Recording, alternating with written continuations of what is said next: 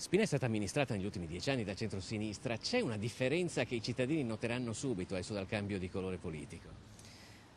Credo che la nostra amministrazione sarà leggermente più vivace. Loro hanno fatto quello che ritenevano secondo le loro linee programmatiche, ma effettivamente la percezione del cittadino è stato un po' di un congelamento del territorio. È stata una lunga notte a Spinea. Il passaggio da un'amministrazione di centrosinistra ad una di centrodestra è stato combattuto fino all'ultimo voto. Nel primo turno Martina Vesnaver del centrodestra aveva staccato di 10 punti il vice sindaco uscente Emanuele Vitadi. Il ballottaggio è stata invece una corsa al photo finish, conclusa con una differenza di appena 54 voti sui più di 10.000, circa la metà degli aventi diritto, che si erano recati alle urne. Vesnaver è il nuovo sindaco. Di fronte al municipio stringe mani e raccoglie complimenti per l'elezione, oltre alle prime richieste. Chiedo a lei adesso cosa vorrebbe privilegiare qui rispetto alla precedente amministrazione comunale.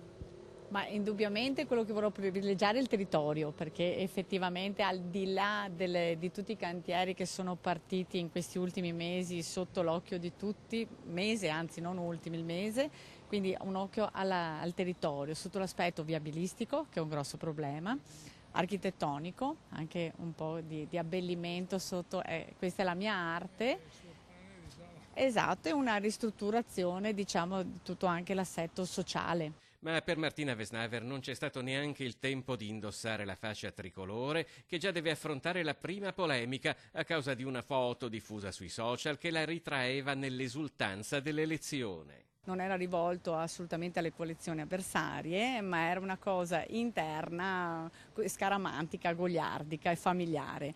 È stato strumentalizzato, da lì si vede un po' anche la cattiveria delle persone che non mi si addice, quindi ho tantissimi difetti, i cittadini li vedranno tutti con il tempo, ma sicuramente cattiveria e volgarità non fanno parte di me.